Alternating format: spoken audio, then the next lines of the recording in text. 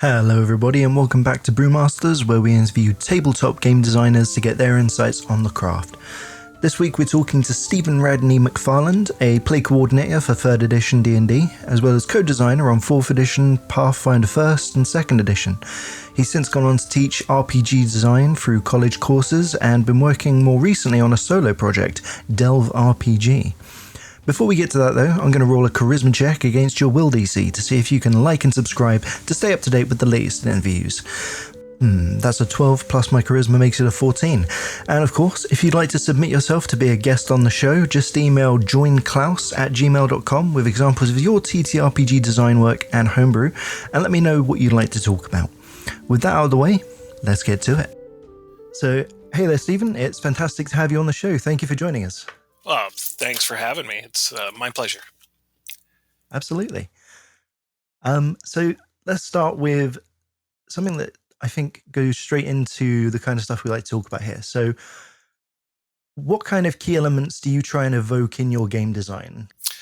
I typically like to play, or I like to design games that people live in, right?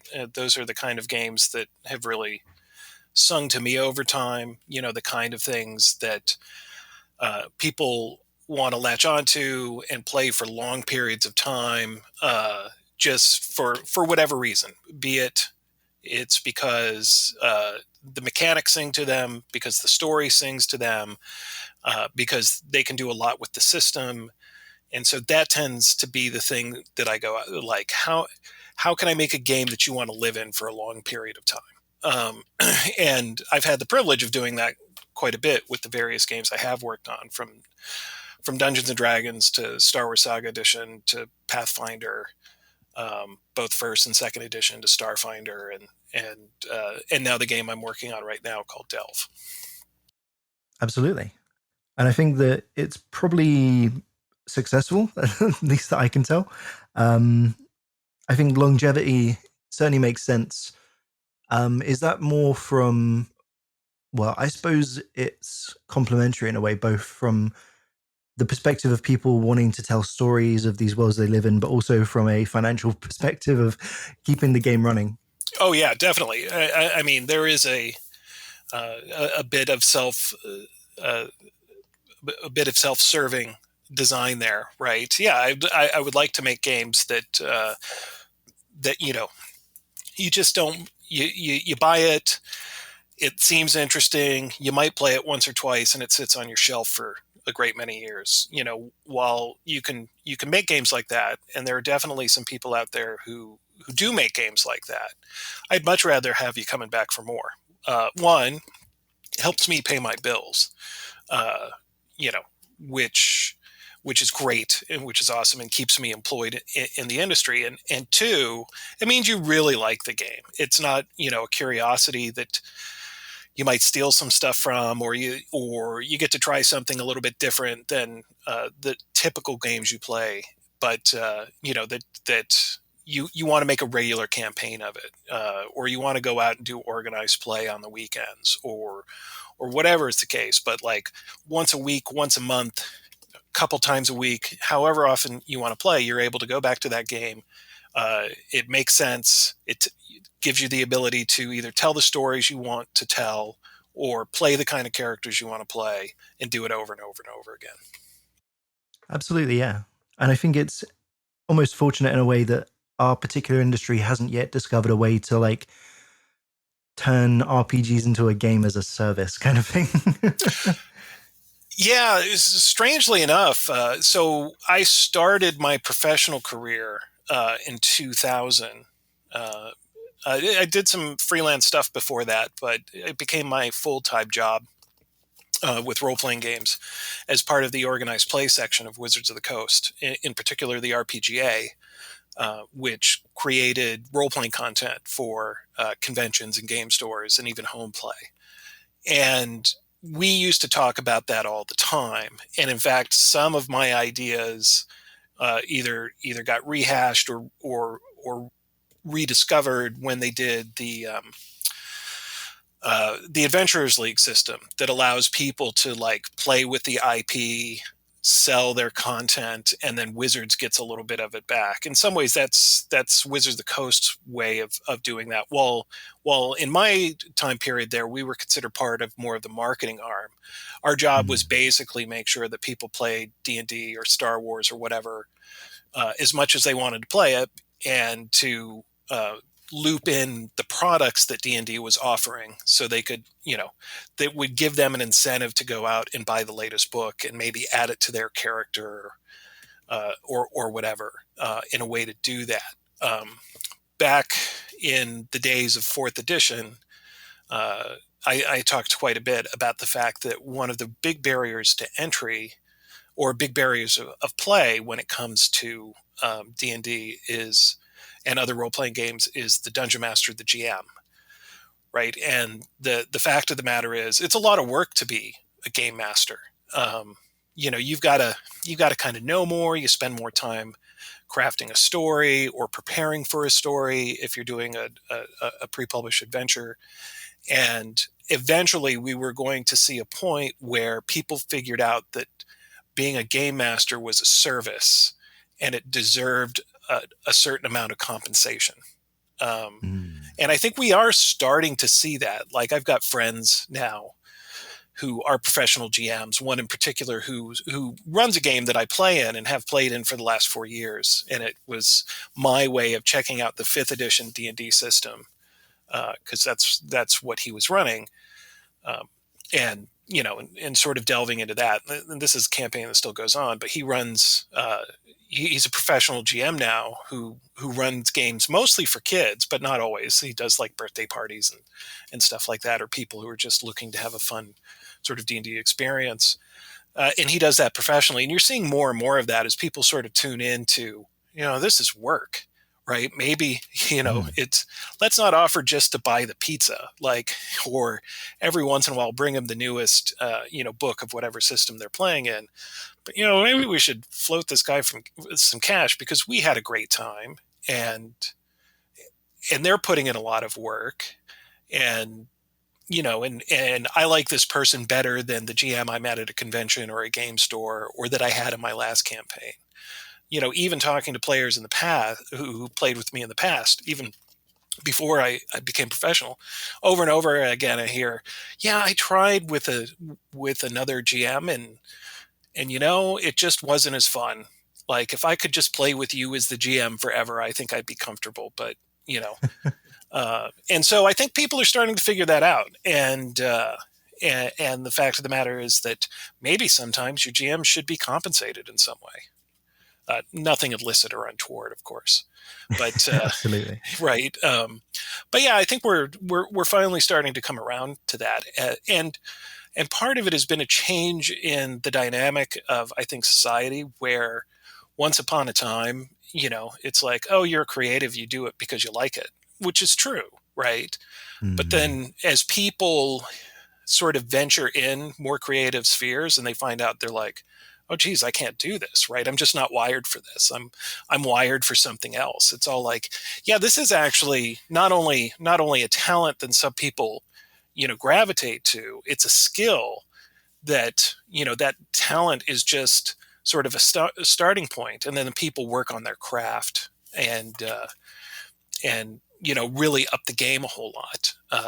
If you're a voice actor, for instance, you're already trained in improv and fun voices, and and you've moved the story along and everything else. And I think that's why we're seeing a lot of these streamers who are voice actors, producing this great content that has grabbed a new demographic within role playing games.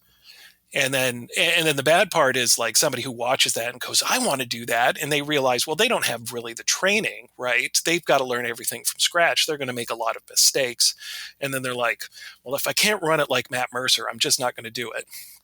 Luckily, Matt Mercer has even seen the bad part of that argument. Has talked against it. But I really do think that we're going to see, and we're starting to see, some fundamental shifts in how games are played, how games are consumed, and how GMs are compensated.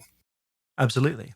And I think, well, I wasn't planning to bring this up until later on, but a friend of mine, um, Kazumi Chin, Hmm. recently tweeted that the subject of TTRPGs as an art form or a medium seems to be overly reliant on trying to emulate other genres of art. For example, with like horror games relying on the tropes of horror cinema and sci-fi games trying to emulate TV shows and video games that inspire them.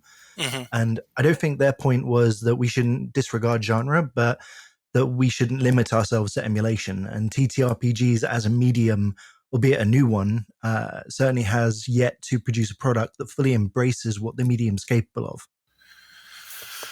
I'm not quite sure I agree with that. I mean, I can see where that what that point is, and I've always said, not only in various meetings in the companies that I've worked at, but I've also taught game design to students locally. And one of the things about fantasy in particular, and you can lump all of that sort of stuff in it, science fiction and everything else, let's call it a broad case of just imagination, right? Sure. Telling a story that is beyond the pale with your friends is it's a language, and it's constantly evolving. And so, because it's the first and one of my favorite games, you can take a look at Dungeons and Dragons and see how it's changed over time, and how not only has it responded to media, um, but how media has responded to it, be it computer games or even uh, what we see on television nowadays, that has a lot more edge of the fantastic in it. Because this generation of kids that grew up on it, not only did they go to Wall Street and into politics and everything else, but they went to Hollywood, right? And they went into television and they wrote novels.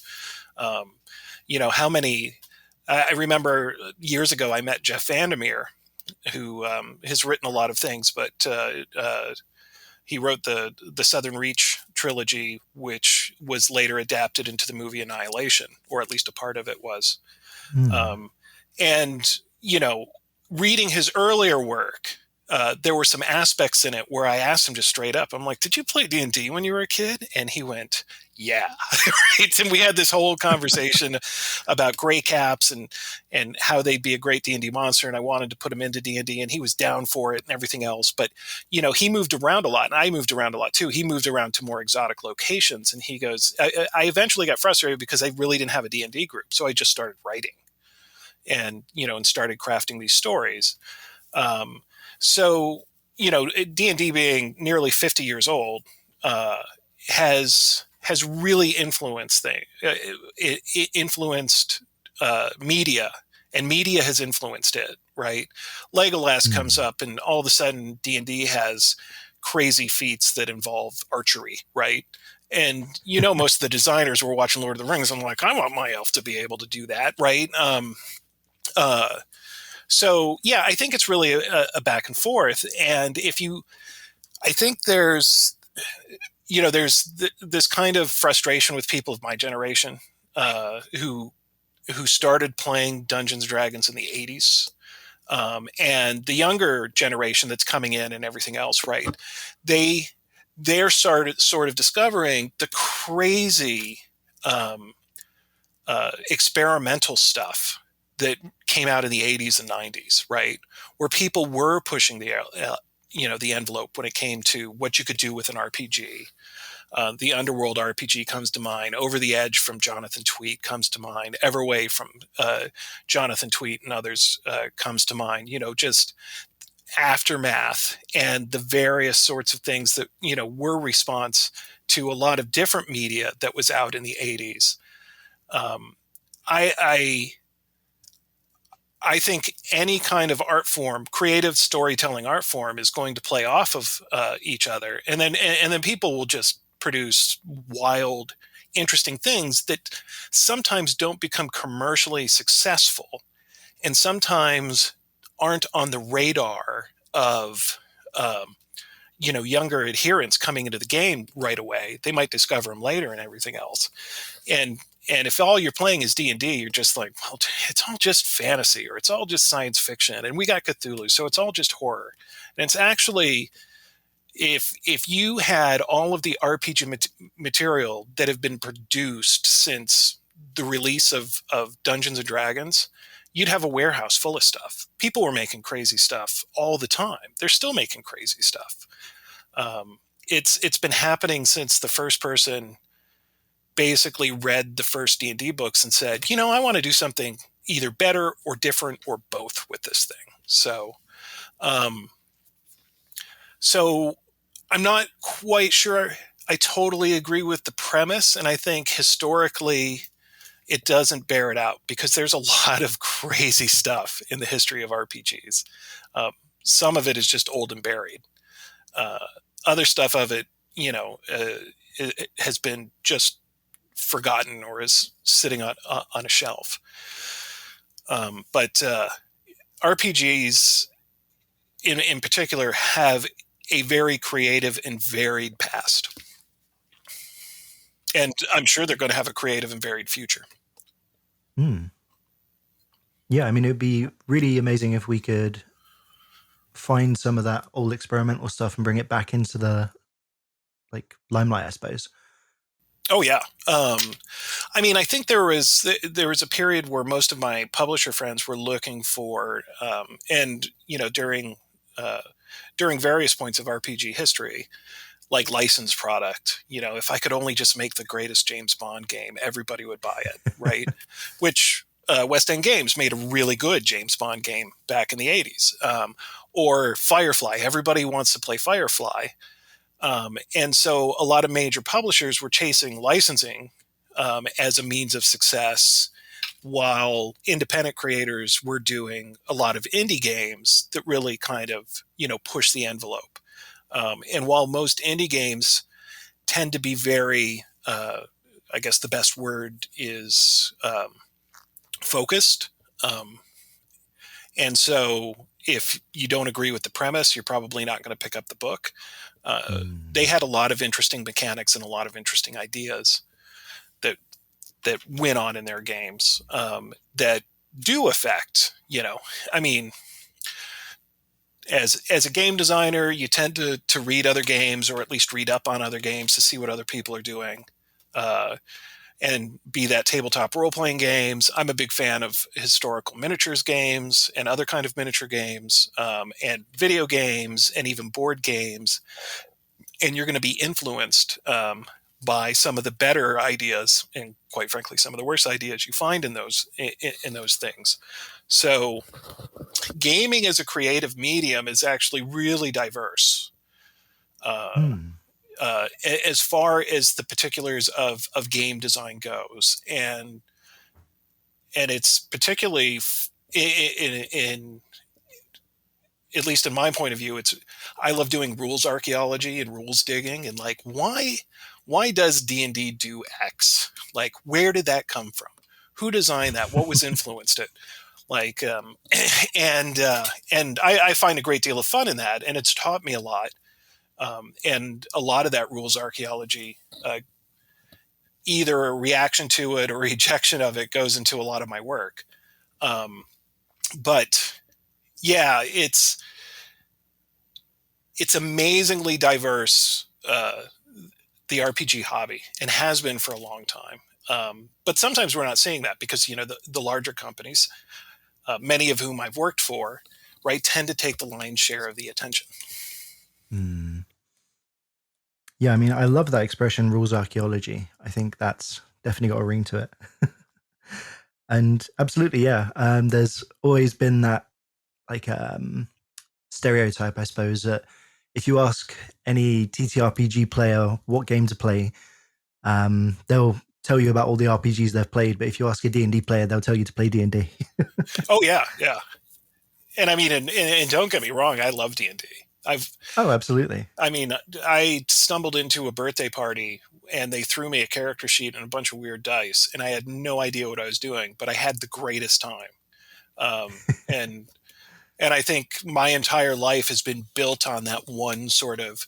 I immediately went home, ripped out the dice from any game that was in the house, and cannibalized my Battleship game to act as a GM screen, and started trying to recreate what I played at this crazy game. Um, because the kids I played with were like, it was in the Bay Area, and they were on the other side of the Bay Area, and I wasn't going to see them, and I didn't know where to get these books, and so I just wanted to jot as much of it down from my memory as I could, so I could share it with friends. And then I found out that some of my friends had already played it, and we started gaming in earnest. But all through gaming, I've sampled other systems. I've tried other systems. I used to, when I was a teenager, I'd get a new system and hoist it on my players, and they're like, "Can we just play D&D?" And I'm like, "But this thing has cool rules, and you could do this." And they're like, "But we just want to play D&D, Steven." And I'm like, "Okay." And so, which is a lot of what we're seeing today. People, especially players, right? You got really nerdy GMs like me, who it's, where the original D&D was just, it's like, what do these words mean, right? It just had me go into the library to go to the Oxford Dictionary, because, Gygax would throw in some word I'd never even seen before, and my, poor little dictionary didn't have it. Trying to figure out what Gary meant, why the rules were like this and not like this. And then, as I expanded myself out to other rules and found things that I liked better and instituted into my game, or I thought made sense more. And in a lot of ways, I'm still going down that path, right? Of, really questioning some of the fundamentals of Dungeons and Dragons and role playing in particular, and go, why do we do it like this? Is there a better way? Can we do something? Can we get to the same destination with a better path? And then trying to produce those things. And of course, you throw it out to the audience, and they either sit there and go, "Boo, that's not what we wanted," or "Thank you, that's everything we wanted," or usually some mixture of both. It's like, "Why didn't you do it like this?" And it's all, and and of course, me being me, I can give them all sorts of reasons, and they go, "Oh, I didn't think about it that way." But yeah, it's, if you go down the rabbit hole of RPGs and really go down it, right, there's just so much great, so much crazy, so much fun, and so much WTF. Like that, it will keep you entertained for years. Yeah, I mean, that's a YouTube channel just waiting to be made. I mean, in some ways, like John Peterson, who wrote this amazing book called Playing at the World, and has got a website by the same name. This is a massive tome, and he basically goes back through the history of historical wargaming and talks about how it influenced D&D, and it's meticulously researched. Of all of my friends that bought it, I think me and another guy are the only ones who have read the entire thing, just because it's a big book, and it's got a lot of information in it, and it's not like fun, talking about Conan and some of the literary stuff. It's like, oh, let's talk about the Rand Corporation and how they used war games to simulate, battles in nuclear war, and Kriegspiel before it, where the Prussian military used to basically train their soldiers, right? But once coming out of that book, it confirmed some of my suspicions, it dashed others, and it gave me a much better idea of, or a much better understanding of how, especially that first OD&D box, why it does some of the wacky things that it does. Which I love that box. That box, talk about crazy. Like, the tabletop RPG starts with that white box. And if you've ever taken a look through that white box, it's got art by kids in the neighborhood, most of whom are ripping off Marvel Comics. It's got sentences that you've got to read 5 times and you still don't understand. And compared today, it's very amateurish, right? And not only is it amateurish, it's to our modern gaming sensibilities, it's very simple. Like I have this class that I do in my game design courses where I have a bunch of, 20 somethings in the class. I'm like, okay, so we're going to talk about the design and structure of the original D&D game. And the fear just shows up on their faces. They're like, oh my God, like, don't you have to be a genius to play that game? Are we going to be able to understand this? And by the time I'm done, they're like, that's it. And I'm like, yeah, because you live in the wake of the ripple that this thing created, right? Mm. Like all of these concepts have been reused and repackaged in nearly all the games that you play, right? You're just like, that's it. But if you're living in 1974 and your idea of a robust game is Monopoly, you're just like, what is this? Like, how? What do you mean I don't have a piece? What do you mean I'm a person? What do you mean I've got these stats? What are you talking about, right? And all of these things, for for the 13-year-old that I live with, like, if I showed her, and she's played some Pathfinder and some D&D and everything else, but if I showed her the original D&D, which I have, and she just goes, people bought that? And I'm like, well, it was the 70s. It was a different time. I don't think you would understand. But from that impetus all the way to today, Dungeons and Dragons and role-playing games in particular have done so much to shape our culture. There's a reason that why Gary Gygax died, the economist, had an obituary for him, because they realized that Dungeons and Dragons has had an effect on economists, right? They playing around in fake worlds and fake economies allowed them the sort of, scratch pad for when they found actual, robust economic structures later on. They were able to sit there and say, oh, this is what imagination means. This is the importance of imagination into a model of a structure that we don't understand, right? Which is kind of the things that Einstein and just about any revolutionaries changed our fundamental understanding of how we look at the world. Was saying, right? It was a sandbox for a generation and now multiple generations of people's imaginations, where they can sit there and go, it's not only an adventure story, but on the GM side, it's like, oh, I create a world. How do you go about creating a world? How does a world function? Oh boy, I guess I need to read some books. Like, how does this world function? How can I make a world with dragons function, right? And of course, you can go down a rabbit hole with that, and and go overboard, and which I have, and I have had friends that had. And what you really need is just a playable system that maps a narrative structure 9 times out of 10. But it's I don't think people understand, for the most part, except for whoever wrote the obituary and the Economist and John Peterson and everything else, what a fundamental shift in imagination that D&D created. Yeah, I mean, I certainly had no perspective on it. I mean, you obviously grow up like seeing bits of it here and there, throughout pop culture, largely, I think. Mm-hmm. But for it to reach that point, I think obviously says something about the sheer scale of its impact. Oh, yeah. Even if it's not fully realized. Yeah, I mean, and there are a lot of things that came out around that time that we're like living in the benefit of. I mean, if you would have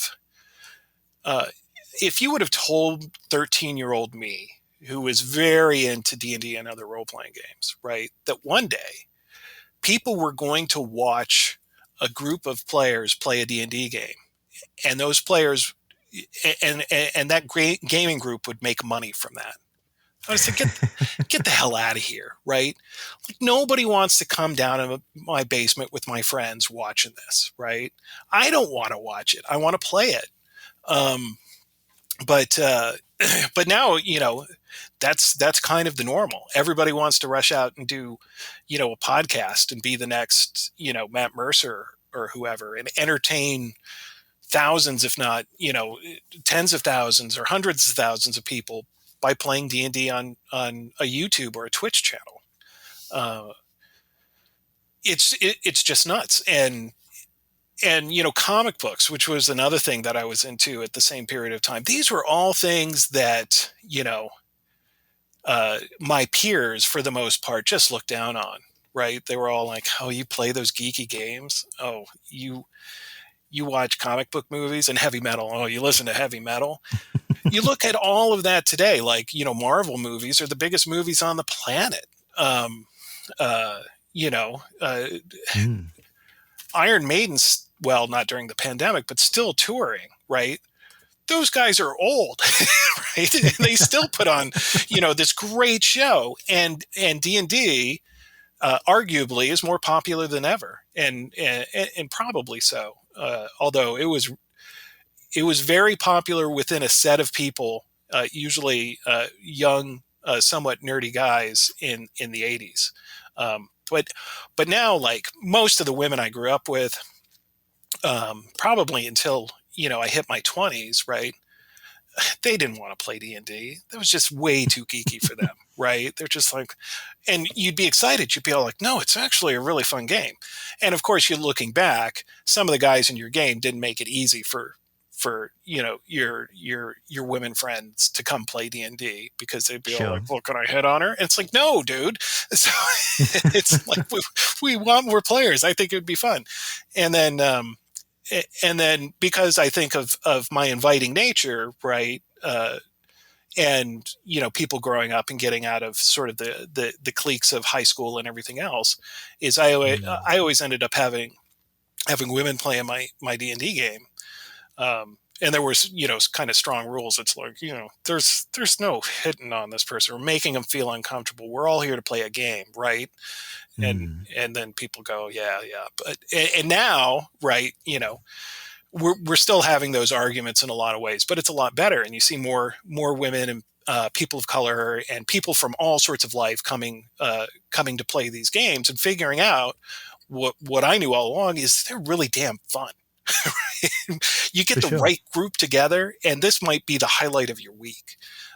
So that part of it is I'm really happy to see, because, man, I got a lot of hell for it. Not even like, talking about the Satanic Panic. My parents were pretty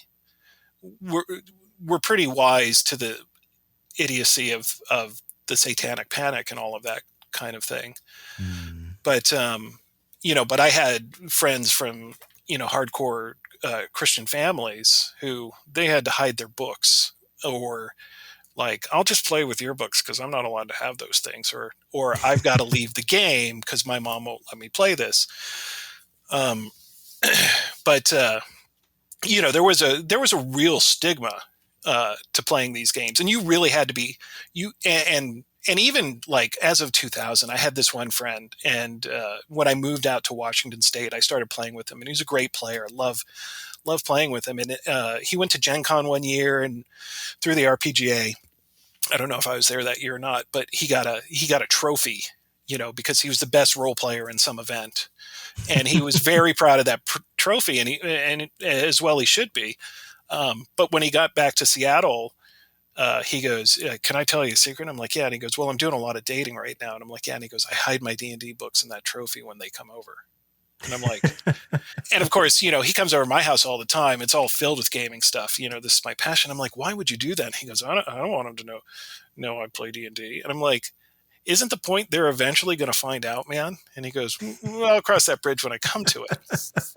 So I'm happy that there is a lot more acceptance of people who figured out that this is a fun thing to do.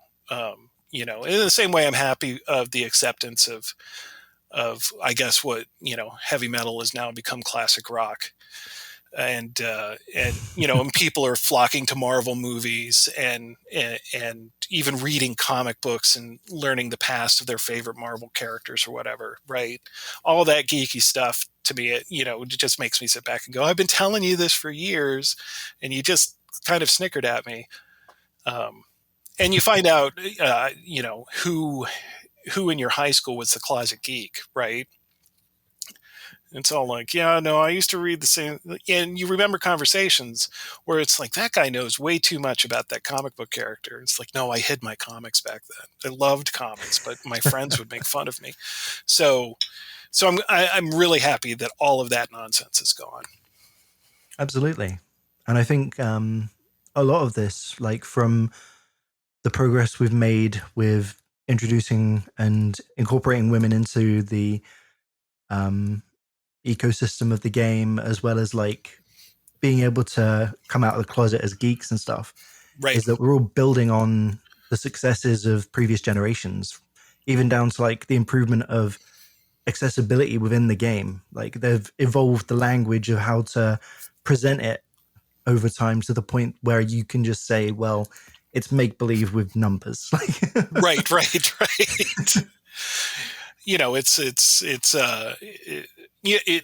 Which is really funny so is fantasy football, right? It's just make believe with numbers of a different sort that was seen by another class of people is cooler. But even if you look back at the history of American football, right, it was a fringe thing that not very many people did for a while.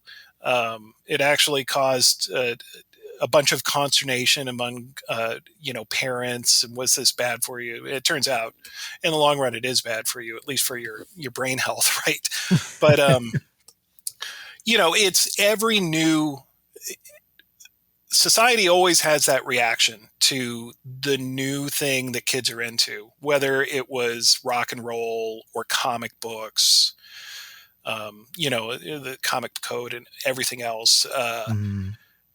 Which is as a step parent now, I try not to do that. Like, the 13-year-old will sit there and say, "Oh, I'm playing this game," and my first reaction is like, "Oh, cool. Can you send me it? Can I take a look at it?" Right. And I mostly look at the stuff she's really into, and I'm like, I'm not really into that, but I'm glad she's found something that is geeky and creative and fun and social.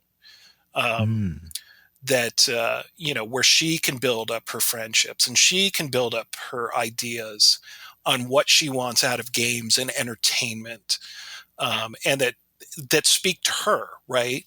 Because they're not, that's the whole thing about it, is all of these things are basically just spots in culture, and they're going to sing to younger minds more than they're going to sing to older minds who, we get stuck in our ways and, you relive the past and everything else.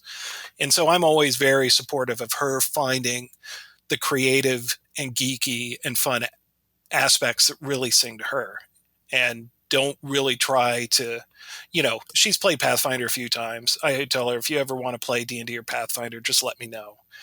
But I also know that, she's her own person who's going to build up her own connections. And, me pushing my older stuff is unless she really wants to play it, right, is not going to allow her the evolution of herself that she's going to need, and in the connections of people within her peer group, right? They're going to speak a totally different language that probably in a few years I'll grumble about, right? Those damn kids and their, silly stuff. But I probably, thanks to, I have and had a wonderful mom, right? Who she kind of did the same thing, right? She's like, I don't really understand this, but I'm really happy that you have so much fun with it. And I think as a parent or a mentor or whatever, right, you're not always going to understand what your younger friends or your younger family is into, but allow them to be excited about it, right? Allow them to share that. Ask them questions. They're dying to do it, right? Think about the way you were in that age. If a grown-up would just ask you about something and you go spewing off, and of course RPGs and a lot of this stuff is full of jargon and they just look at you confused. But it's a great way for them to start building their personality, building what they like out of it. And they might abandon whatever they're playing right now in 5 years, but that's all stepping stones towards them building the person that they are. And that's where I think geek culture in games does an excellent job of giving the person sort of the freedom to go out and create, to go out and make, in some ways make mistakes and make successes. And it's all just a game. So it's like nobody gets hurt at the end, and you could do something silly and your friends are going to laugh at you about it for months or maybe the rest of your life. You don't know. But it's a wonderful stomping ground for you to figure out actually the person who you are. And I think personally, and I'm very biased about this, but that's one of the things that really makes games, and especially tabletop role-playing games, great. It just gives you that freedom. Absolutely. And I went through a similar kind of experience with my own players. I've spoken about this before on the show, how the moment that my players went on to start DMing their own games and they started doing things differently, my first instinct was to be like, oh, why are you doing it wrong? Yeah, that's a really interesting instinct to do it. And, and I remember, I was on the back of the AOL TSR online days, we're in the wild and woolly internet. And gamers have always been like this. You can go through back issues of Dragon Magazine, and some of their forum and letters columns are just like, this person wrote this thing and they are wrong. It's like, the great thing about tabletop RPGs, there is no wrong. They're so easy to hack, right? Like when, you're sitting and playing a video game, while you have degrees of freedom within a video game, you're basically playing the story that the designer put forward. And if you try to escape that story, it's because you took a bathroom break or you needed to eat, and then you come back and it's directly in that story. When you decide to be a GM, the story's yours, right? And the players have a much more active role in shaping that story, because they're going to do something that you like, oh crap, I didn't think about that. My friend Chris Lindsay, who still works for WotC, he used to say PC stands for plot corrupter, and he's absolutely right. And then you've got to act on your toes and everything else. And then, when somebody decides, I'm going to take the mantle and I'm going to be the GM, and they're going to do something that's totally different. They're not going to run the game like you ran the game. They're going to put a different polish on it. Heck, even when people run a published adventure, be it written by me or somebody else, that I'm really aware of, I'm always amazed at where the story goes that's different than what I remember either running or reading that adventure or even writing that adventure. And I think that's thrilling. I think that's fun. I think that's one of the things that is absolutely the greatest part of playing playing these types of games. It gives you that degree of freedom that is like nothing else. Absolutely. And I think that poses an interesting question, because when you have people, let's say generally within the D&D community, you have a number of rules lawyers, right? Oh, yeah. People who will advocate that if it's not on this one particular Twitter account, then it's wrong. Right. But within that same group, you obviously have people innovating on running, as you say, a campaign in their own way. So is there necessarily a strict line between where the right and wrongness of rules ends and the creativity of improvising with what you've been given begins? That's a complicated question. So I'll try to give a simple answer. I think, so one of the things, the reasons why the rules are there, really, and it might be the only reason the rules are there, is so the players have at least a sense of what's possible, right? If it goes beyond that, great. But they know if I swing a sword, we'll use D&D and other D20 rules as an example. I'm going to roll a D20. High is good. If I hit, I'm going to do this much damage, within this range. Mm. You're not like, okay, I swing a sword and all of a sudden the GM says, okay, run around the block 5 times. and how, based on how winded you are, right, when you come back, I'll tell you how much damage you do. Right, you'd be all like, "Get out of here, man! I'm not doing that." Like, that's the rules say, and so that's the starting point where everybody can take a look at it and say the rules say. Of course, you'll have rules arguments, and then people get out of shape because they'll interpret it one way, and the other person will interpret it the other way, for one of two reasons: either the rule's unclear, right, which happens, or people have different reading abilities, and or it and it's not even different real reading abilities most of the time. I remember I had an ex where she would always read magic cards to her own benefit, right? And I'd have to sit there and go, no, that's not what it says, right? It says this and it says this. And she goes, yeah, but that's not what I want it to say. And I'm Well, if like, Twitter's taught us anything, it's that English is an imperfect language for right. communication. Yeah, and unfortunately, we don't want to write everything in Polish notation or L sub I or some other logic Sure. thing, because that would be nuts. But so and then conflict happens, and then people make the leap of going for authority, and like, if I can find the designer and ask that person. 9 times out of 10, the designer's thinking about whatever project they're working on now. They've got to go back and read what they wrote. Sometimes they go, oh crap, I could have made that clearer. And they're usually going to tell you, figure it out on your own, right? Or my thing that I always tell them is, well, this is how I would run it.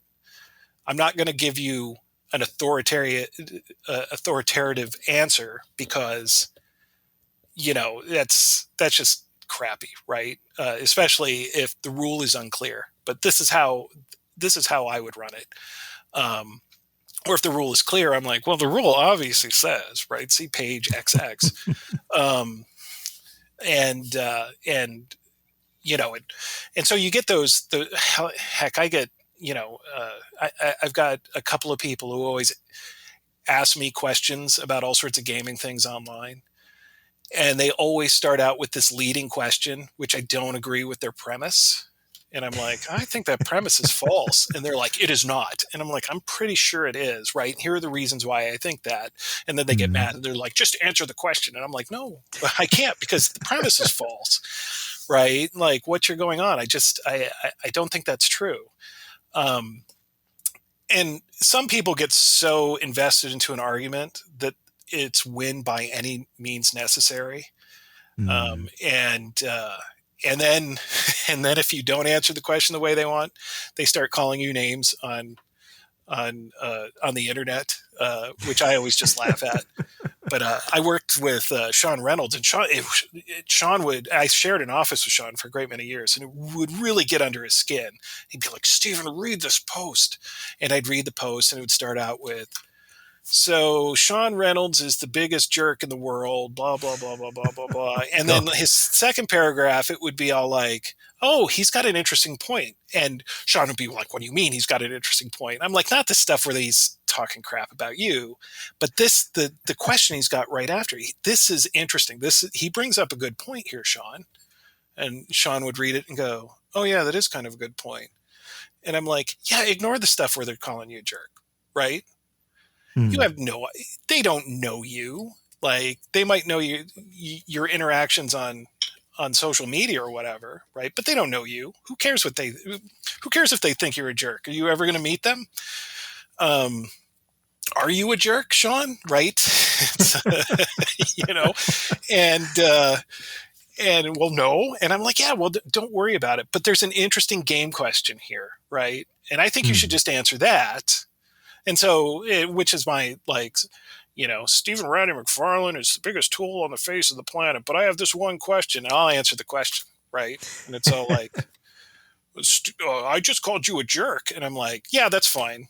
I've been called worse, right? Sure. And so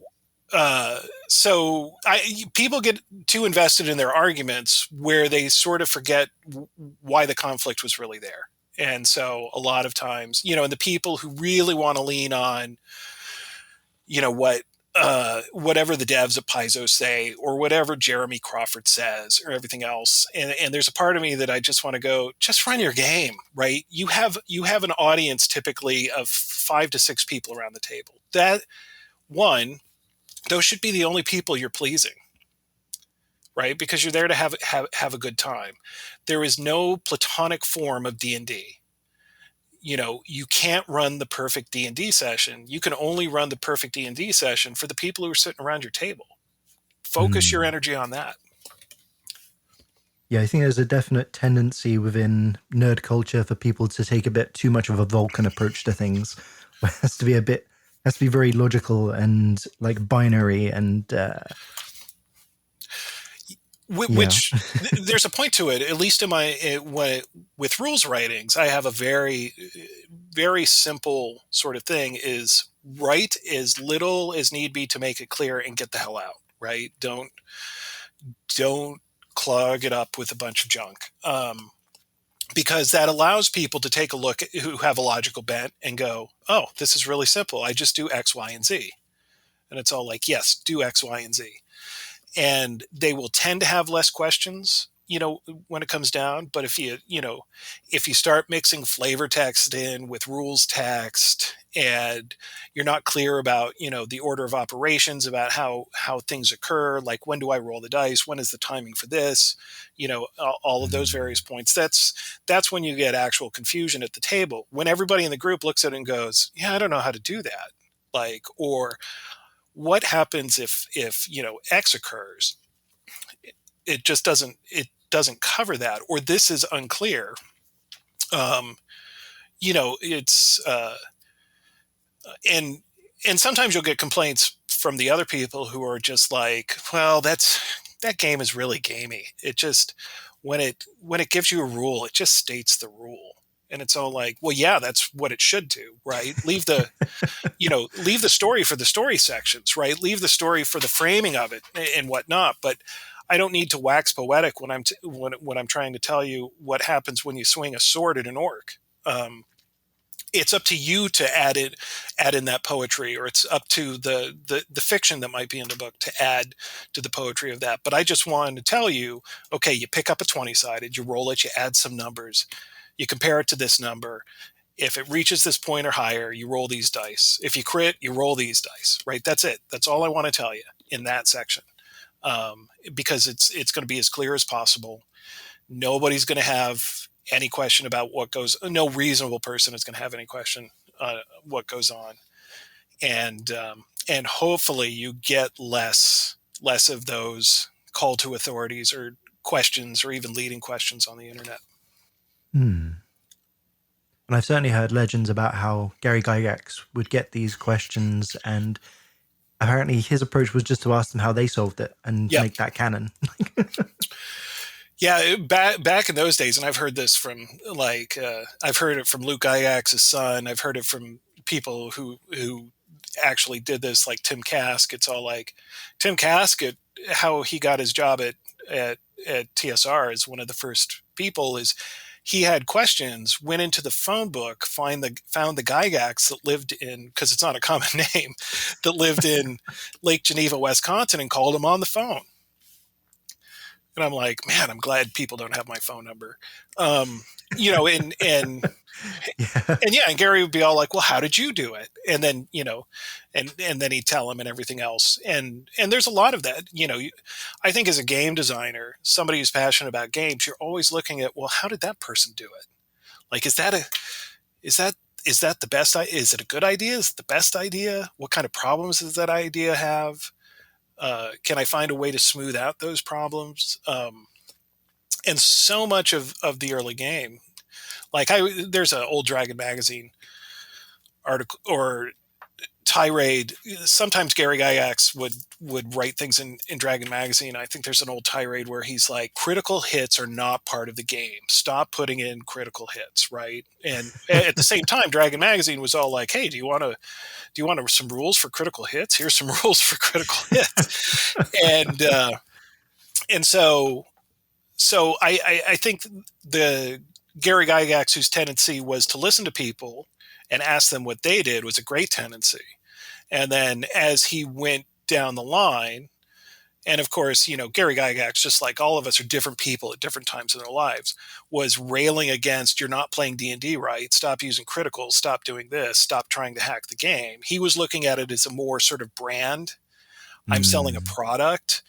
I don't want you to, do crazy things with my product, and what crazy things, are entirely up to Gary. And then later on in his life, when he wasn't, part of a company and he was just creating, he of course toned it down again. I think a lot of gamers don't understand that when you work for a company or a brand or both, like, you're also an ambassador for that brand, which can be interesting and fun, but it also makes you look at the game a little bit differently, right? Because not only do you have a vested interest in the success of this game, you work with a bunch of people who do on various levels, right? And you've also got to look out for their well-being, and what the company decides is well-being. And you may not agree with it, but once you get marching orders, it's all like, okay, I guess we're saying this. I don't know if I like this, but okay. And so there's that aspect to it too. When you talk to, designers, especially designers that work for large companies or are head of large companies or whatever, is they're going to give you very different answers than your friend down the block is. And sometimes it's going to seem a little jarring. Absolutely. And I think, like, it's always awkward really discussing that stuff about Gygax as well, because obviously he was going through like the difficulties of fighting to keep the game and dealing with like interpersonal problems and marital problems, from what I've heard. Oh yeah. Well, I mean, and that's where Gygax isn't different than a lot of us, right? We all have jobs, we all have families, we all have problems, we all have issues, right? And when you start lionizing somebody, probably in the way that I lionized Gary Gygax when I was younger and everything else, and you find out those things, some people feel really betrayed. And it's all like, I think until you reach a certain age or a sense of maturity or just an awareness where you're like, well, everybody has these things. Why did so-and-so designer seem to snap at me on the internet when I was just asking a question? Well, you don't know what's going on in their day. Heck, it's the internet. You don't even know if they really snapped at you, right? Or if you're internalizing it or anything else. It's all like, yeah, these are things made by people. People have lives that are outside, the wonders of Dungeons and Dragons. Why did your dungeon master cancel the game this week? And it's all like, he might be going through a hard time, doesn't want to talk to it about with all of you people. He might have decided to go drinking with a buddy and didn't want to tell you that either, right? There's so many things that can go on. And I think when the thing about geeky things is you become very passionate and you become very focused, and it becomes very much about you, that you don't give other people the benefit of the doubt sometimes. I think that happens. So you mentioned that you're still teaching, is that right? No, I actually haven't taught for a while, for various reasons, most of which is I was mostly teaching for trade schools, things like the Art Institute of Seattle and some other places. I can say the Art Institute of Seattle because it closed down. And it was I went into the Art Institute of Seattle to do a lecture, just a guest lecture. And I ended up being pulled into for one class, and then I ended up being pulled into two other classes. And then I was leaving, and I was just like, well, I'll go back to work. They offered me a job. And I was like, well, I haven't even thought about that. And it was, I think, I want to say 2005, 2006, where a lot of these places were like, oh, game design and game development and game programming and animation are actually jobs that people can get. We should make curriculum for it. I became, over the period of time, I became very frustrated with what they were telling the kids. They're like, you were guaranteed to get a job. And I would tell my students, you are not. And even when you do get it, like I used to do classes on preparing to get laid off and stuff like that, right? Because especially for all of you going into the computer game industry and even the tabletop industry, you will get laid off. So let's talk about how you prepare for that, both mentally and financially, and and bouncing back and going out and finding the new job.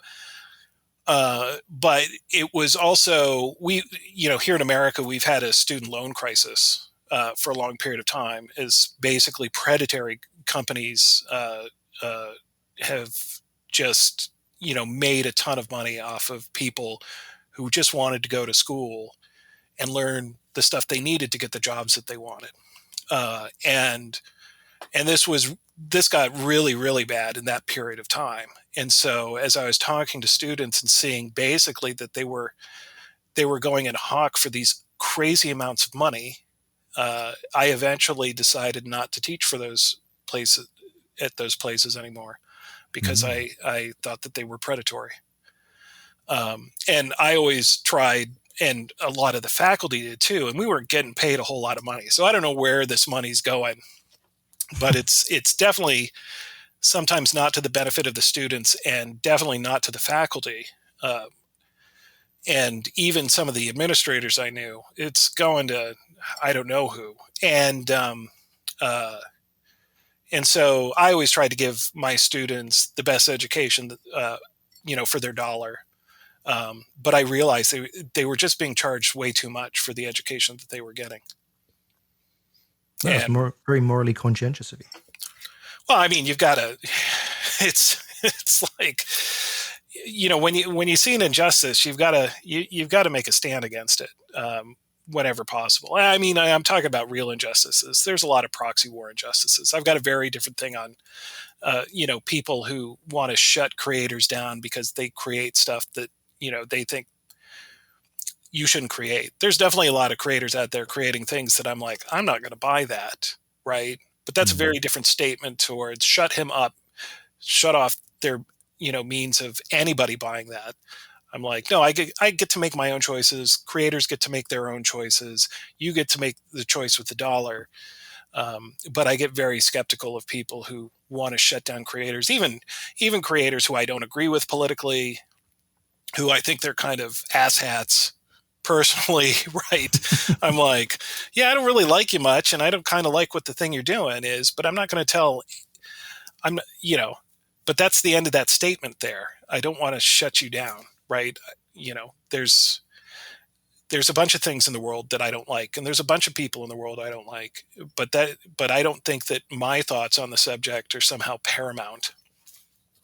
So, in a lot of ways, when, these kids who in a lot of ways, like, who I love to teach and in a lot of ways taught me a lot too, right? I just didn't like seeing them lied to. So I didn't like seeing them being taken advantage of, and I didn't like seeing them lied to. And a lot of them have gone on to great things. And I'm very proud of the students that I had, and with the realization I wasn't their only instructor through all this. They had a lot of really great instructors who taught them a lot of awesome things. And I've always had a great deal of respect for the various teachers and instructors and professors that I've had in the past. And I'm very grateful for how they helped me develop into the thinking and creating person that I am. But it was really bad. I basically told some of my students, I'm like, you can learn this stuff on your own, right? And you really don't need to be paying this. Go, Unreal Engine is free. Go download it. They have things on there, if you want to learn that, right? There's so many things that you can get for so much cheaper online. Hell, just go to a goddamn library, right? Yeah. It's all like you're being given substandard computers and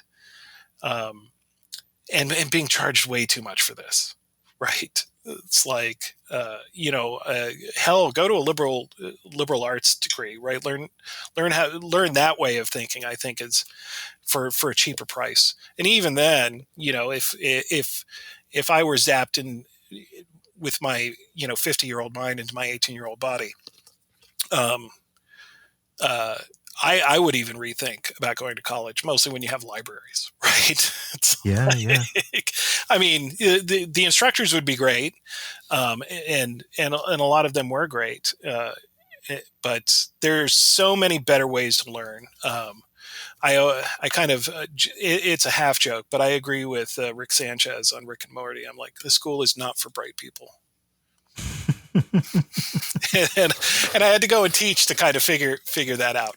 That being said, there are marvelous educations out there and marvelous instructors and whatnot. I'm not totally down on school, but I feel very strongly on the predatory student loan system in the United States and Mm.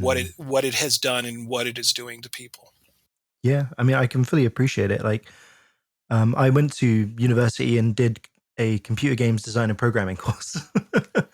And it was absolutely the same situation where the university had invented a lot of courses to just get people into the uni to get their student loan applications done and then start mining that money. Like, Oh yeah, and they were thrilled with like I was like one when I started. I was one of the few people who was actually working in game design hmm. because they'd get people who there a lot of these programs had animation sections and programming sections and whatnot, but like some of the people teaching game design, they're like, Steven, I really shouldn't be teaching this course. And I'm like, then why are Hmm. you? And they're like, well, that's the course they gave me. And and of course, my students were always like, wait, you actually work in this and you're telling us this, and the school's telling us this other thing. And I'm like, yeah, the school's lying. Either the school doesn't know themselves or they're just lying to you, and I don't know which one. And then I'd be 100%. pulled into somebody's office. Steven, did you say this? And also I've got a very foul mouth. And so I'd always start. I'm like, so there's a couple of things that, I should warn you about. One of them is I swear. Is that okay? And I'd always get this cry of fuck yeah from the students. And then I knew I was okay. And I'd be like, seriously though, if it bothers you, let me know and I'll tone it down. And they're like, Steven, do you swear in your class? And I'm like, yeah. I'm like, I asked him. Mm. Like nobody's got a problem with it. And if they did, and if somebody's come to you because they don't feel comfortable come to me, well, no, nobody's come to me. In fact, they were all like, Steven's cool and he swears with us and stuff like that. I'm like, yeah, that's kind of the teacher you want, I think, right? I'm like, if you're not getting complaints, I said, you get complaints, you let me know, right? I Mm. said, I don't want to put anybody in that situation. And if you told the kids this, and I'm like, yeah, I did. Why? And I said, because it's true. And if you don't think it's true, you really need to reevaluate this stuff. And as that came out of my mouth, I'm like, oh boy, I'm going to get fired. I did not get fired, right? Because that's how desperate they were to have Mm. qualified people actually teach their class, where their inclination towards authoritarian, you know, uh, junk, right, was overruled by, well, we really want these kids' money, and you're actually teaching them something.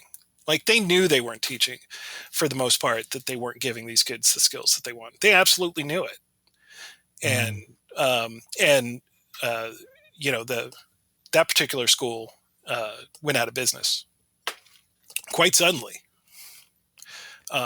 and because I think the gig, in all sorts of ways, the gig was just up. So yeah, it's not that I don't enjoy teaching. I actually do, but for the most part, it's I couldn't find a, a school that I really believed in, and then had the time to do it after I decided to leave that. And the last teaching gig I had also was just before I started working at Paizo, and I was teaching a little bit while I was working at Paizo, and then that just it of course when you're working on, especially something like Pathfinder, where, Paizo puts out an amazing amount of product every year, you find out that most of your free time is devoured by thinking about the games that you're working on and working on those kind of things. Your free time goes a little bit out the window. No, it's totally understandable. But, well, this channel is largely aimed at up-and-coming designers. So I suppose it would be good to know if you have any, advice or, a good rule that you'd pass on for people who are getting into game design. I think the most important quality that you can have as an up-and-coming game designer is curiosity, right? Not just, whenever you read something, ask why is it there, and go out and do the work and figure that out, right? And realize that education in doing that never stops. So, if you're reading, for instance, I'm just about done with this book called The Republic of Pirates, and I've read many books on pirates, throughout my life. This one's particularly good because it brings up some aspects of the pirate life that usually kind of glossed over. But I want to write a pirate campaign.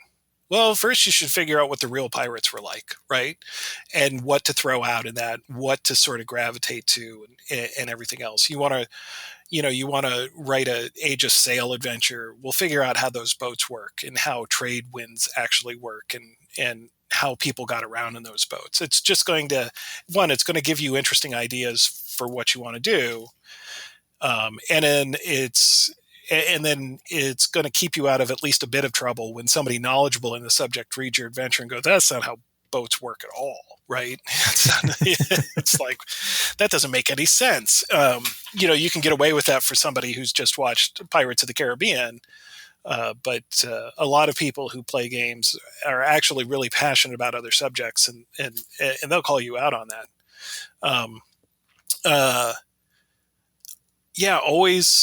Always question your work. Always wonder if this is the best way to do it. I mean, there's a cycle in that can turn into like an analysis paralysis, and you may never produce something. Don't take it that far. But and do it because you love it, right?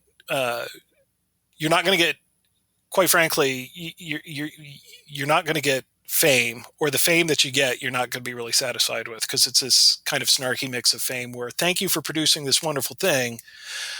Here are the 17 problems I found with it, right? That's pretty normal. Have a thick skin when it comes to that. Keep yourself open to make mistakes, right?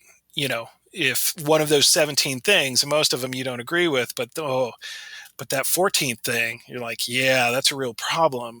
Don't beat yourself up over it. 2, don't ignore it, right? Keep it, and make the next thing better. It's a balancing act. And you're never going to get rich doing this. You might be able to make a comfortable living, but you were never going to get rich doing this. And if you want to see an abject lesson in that, just take a look at Gary Gygax. Gary Gygax was always poor, and was basically run out of TSR by people who just had more money than him, and who could take control because they controlled more finances, financial control than he ever could, even in the height of his career. Yeah, you're not going to be rich. Don't do it for the rich. The fame has, I think, the problems of fame in general is that it's always kind of a double-edged sword. Do it because you love it and because you want to make cool things. And as long as you do it for those 2 reasons, you're always going to be happy. And the other stuff is either just a worry or a distraction. Absolutely. And I think one epiphany I had this week was that you really just need to make things.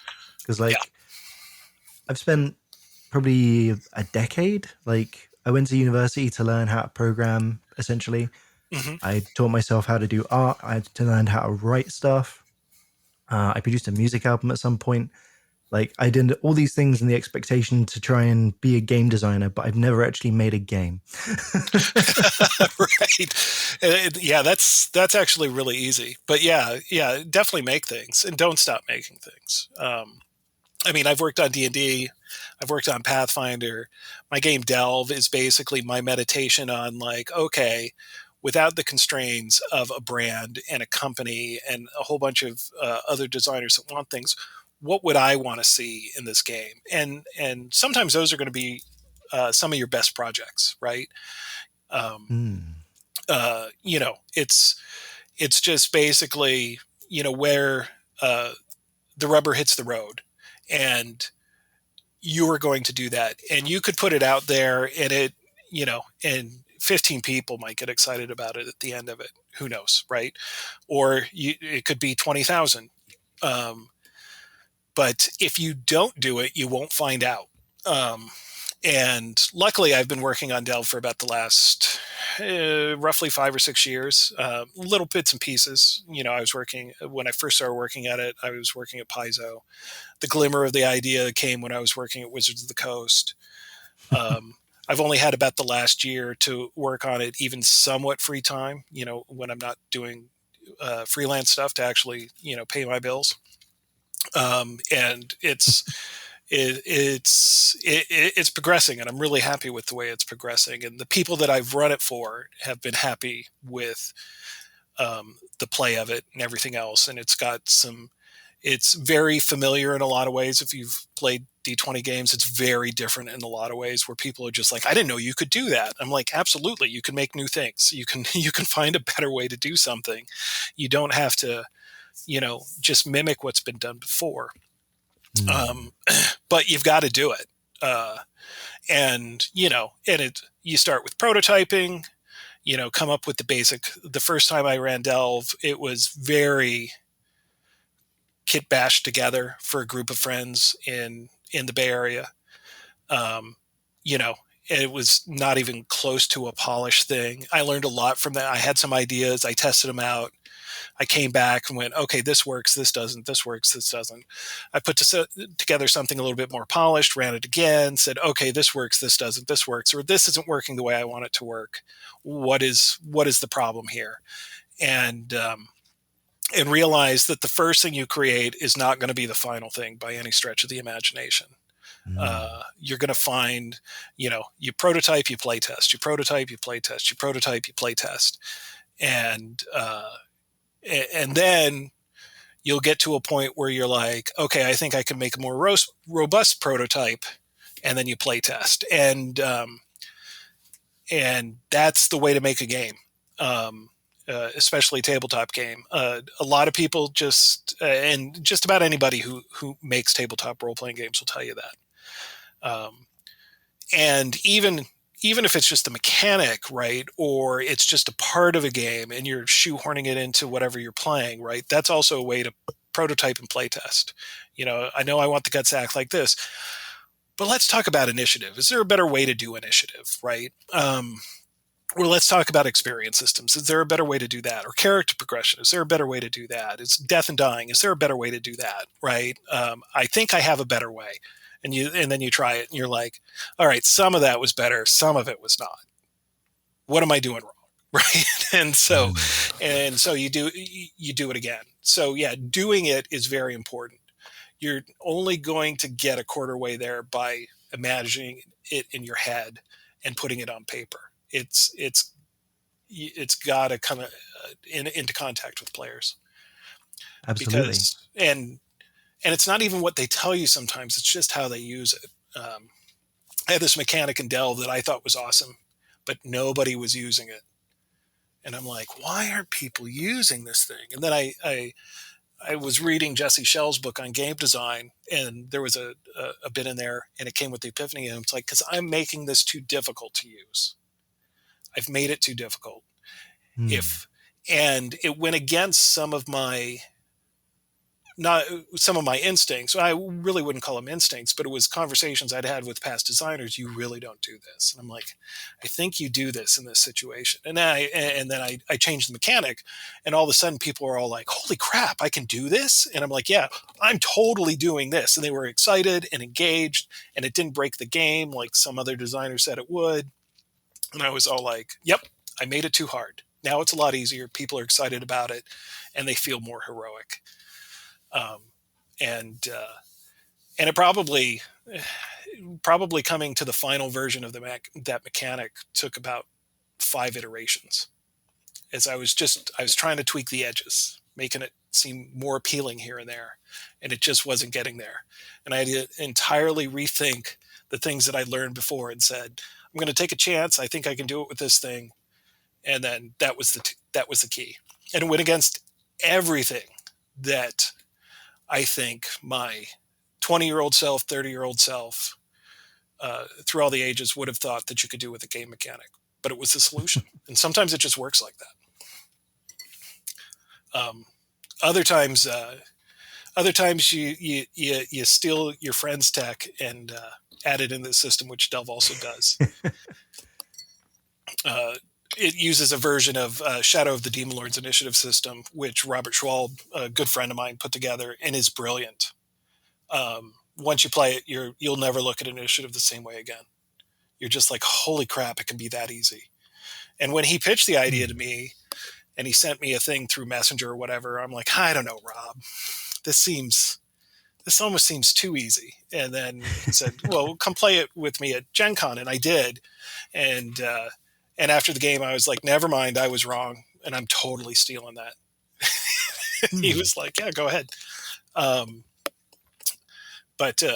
learn from other people as well, right? Every act of creation, you may think it's yours, but it's building on your past experiences and your interactions with other people and other games and what you've learned. Even when you're, like me in the basement making your own game, you're not really by yourself. You're filled with everything that's influenced you over time. Use those things, build upon those things, question those things, sometimes even disregard those things.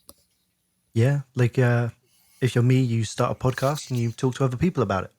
Right. Exactly. Yeah. Do it that way. And then when you're ready, you'll start making things, and you'll go through the fun and agonizing process that it is to make a game. We were speaking to Grant Howitt and Chris Taylor just a little while ago about the Spire RPG. They mentioned that it went through like something like 17 complete rebuilds using like entirely different dice systems and implementations. Oh, wow. That's luckily I think with Delve is I knew I wanted to make a base D20 thing. And at the same time, I think I would have like, do I want the resolution mechanics to be D20? Do I want the resolution mechanics to be a dice pool thing? Do I want the resolution mechanics to be something totally different? So the first thing that I always told my students is figure out what people are doing in the game on a very basic level, figure out how you want them to do it, and then build the game around that. Right. So, and that part is like resolution mechanics and how to figure out which one you want is basically the fundamental, programming's the wrong word, but like that part's got to be solid. I remember I had a student and I had, a thing like make a resolution mechanic using whatever you have on you. Is it dice? Is it cards? It's everything else. Just figure it. Is it pencils? Figure it out. And, you got like 45 minutes. People are like, oh crap. And some people, based on what they had on their purse, some people did it with candy. And I remember there was this, because this guy had like, I think Reese's Pieces, and he made a resolution mechanic with cups and Reese's Pieces. And it actually worked out really well.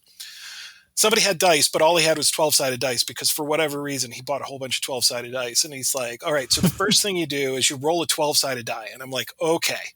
And then what? He goes, that's how many, and how many you roll is how many other 12-sided dice you roll. And then it was a dice pool system. And I'm like, oh, dude, no.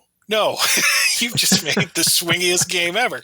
Like, just go with the dice pool thing to keep out this first D12 to figure out how many roll. They're just nuts, man. And it's like Nightmare Shadowrun. Right. It is. It's totally Nightmare Shadowrun. But we've played all throughout history with very easy resolution mechanics. And now we have more complicated ones, and computers have even more complicated ones where most of us don't even see what's going on.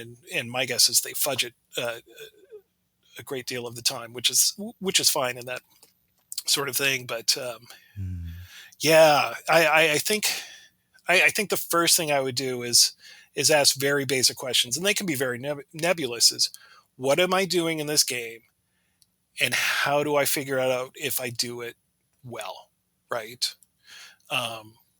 And the thing with D&D is like, well, I roll a D20, right, and I roll high.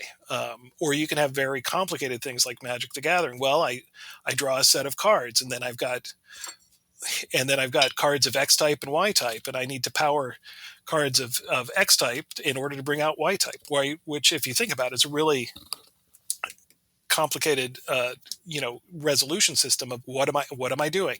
I'm casting spells. How am I doing it? Well, I draw these cards. Some of them are resources, some of them are actually spells.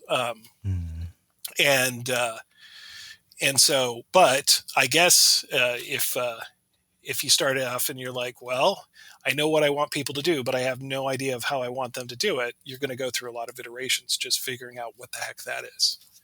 That sort of looks like. So again, iteration is your friend. Don't be afraid to kill your own babies, because sometimes you're going to have to do it. You're like, oh, I love this thing so much. And it might just click in your head, but you show it to a group of players and they think you're crazy. You might have to go, oh, maybe I just have to, stick a knife in that and murder it. Go back to the drawing board.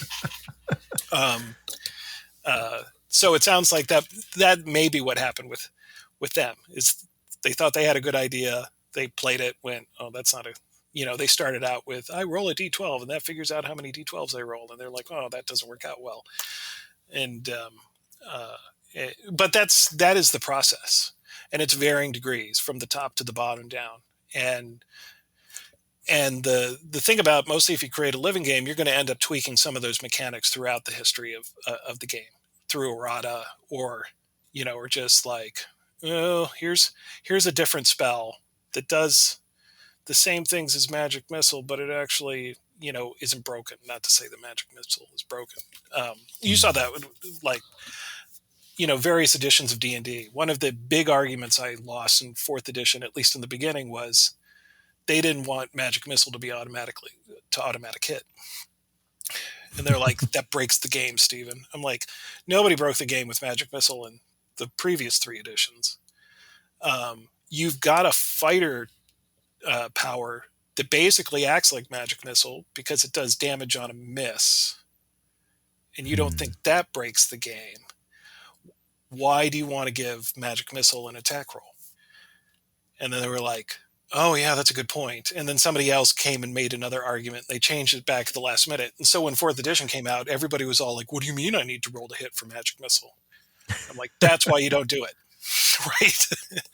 Because they sit there and then they eventually changed it in Essentials, or maybe even before in Dragon Magazine. But yeah, it's the other thing is that games are meant to be played, and you can come up with things that you think are the most brilliant thing in the world, but if you show it to players and they give you this look like you're mad, or if they sit there and go, that's not what I wanted, you have to take that seriously. And it doesn't mean you can't go out and get a second opinion, and it's all like, well, this group didn't like it. Let's take a look at this group. But if they look at you and go, what, are you crazy? You have to start thinking, well, maybe I'm a little crazy. Maybe I should take a second look at this. Maybe it isn't as brilliant as I thought it was late on a Friday night after maybe one too many, whiskeys. And okay, I need to take a second, third, or even fourth look at it, because it is, games are cooperative fun, and you could make something that's crazy and far out there, that your group might love, but that doesn't mean the group down the street, or the group in Australia, or the group in Florida, or the group in the UK, or the group in France is going to like it. And if you want to make games that people live in, you need to find that strange alchemy of making them as mainstream, which seems silly to talk about table RPGs as mainstream, but I guess we're getting to that point, as mainstream as possible. Yeah, we were talking very briefly in the last interview I did about how for like TTRPGs to evolve as an art form, there probably needs to be some established level of criticism. Well, I think we're starting to get that, right. I've definitely, and especially in the last few years, I think we're seeing feminist theory and critical race theory both, um, for good. I think all criticism is good. Start to critique tabletop role playing games, and especially Dungeons and Dragons. And I'd be the first one to agree that, yeah, it needs a little bit of, a lot of the sort of structure of Dungeons and Dragons came from 50s pulp, from Howard to Lovecraft, to various others. There are some racist elements to, there's no other way to say it in that literature. As much as I enjoy both Howard and Lovecraft, there is a bunch of cringeworthy stuff in that, Sure. in a lot of their stories. I feel I'm a practicing Stoic, so I love Marcus Aurelius as well. But man, that guy was sexist, right? It's all like, holy crap, dude. And I also think back, I'm like, he was a Roman, Roman emperor at that. And the Romans, didn't have. So I think having criticism of various degrees, I think criticism has always been there. But if we start talking about more academic criticism, I think we're starting to see more academic criticism of tabletop RPGs. And I think in a lot of ways, just like any criticism does, it's going to it's going to cause a lot of argument that is both interesting and needless. It's as working at Wizards of the Coast, both working at Wizards of the Coast and Paizo, and even before that, like, I remember when I was a member of the RPGA, and I asked this question to my club. This is before I became involved in the profession, and I'm like, why is the RPGA asking $25 a year for you to be a member? Shouldn't it just make everybody members, right? Don't you? Because what you really want is that information of who out there plays games, what are they playing, right? That's where the money is, right? Instead of like getting $25 and being thrown, 6 issues of a magazine every year, like make that $25. I want that magazine, not I've got an organized play system and I want to know who out there is playing. Is you don't put that barrier to entry there. And people just thought I was crazy. And then down the line, as Wizards of the Coast in the early days, it's all like, well, we want more, representation of women and people in color. And Paizo, is definitely, they were always looking at Iconics and how we could have more representation by other groups that have been marginalized, even though I don't like that phrase, but it's sort of the best one out there, by traditional fantasy. And so I think there's, at least as long as I've been in a hobby, there's always been a push in that direction. And then there's always been a push that, people coming into the hobby and becoming professional in the hobby is like, well, the push hasn't been enough. And I think that's a valid criticism, right? When you're making, the steps that you think are big, but somebody from the other side takes a look and goes, those aren't big enough. And you can sit there and go, yeah, you might be right. Right. I think we're being a little overly careful there. So I do think we're getting some of that criticism as an art form. At the same time, I don't know if I want critics in the same way that you have music critics or theater critics or something like that, where so, I played in Joe's game and I found his voices to be very sophomoric and, and it's all like, I think there's room for social criticism on how to make the games better and more inviting to more people. But I don't know if I want, the snarky, snobby Siskel and Ebert types that are all like, let me tell you what I think is wrong with this particular game that Joe is running. I don't like the way he flicks his dice. He should be using dice towers and stuff like that. I don't know if I want that level of nonsense. But I do think we are getting a level of criticism. Like there's an argument that I'm really on the fence about are orcs racist, right? And I'm like, well, and part of it has to do with my own personality. I'm very interested in confronting racism wherever I see it, but it's got to be real racism, right? Involving real people, right? I'm like, I'm not quite sure. And I understand. Don't get me wrong. I understand the argument that that orcs are based on racial tropes of real people, right? Sure. And yeah, I think we should scrub those out as much as possible. But I wonder how much scrubbing can you do before an orc is not an orc anymore. And it's an open question of whether or not that's good or bad.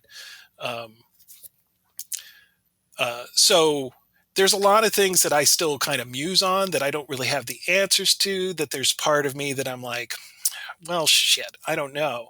And do I not know because, my brain's just wired in a certain way and I grew up with a love of orcs and I don't want to let them go and I'm not really seeing the problem? Or is the problem not as dire as we think it is?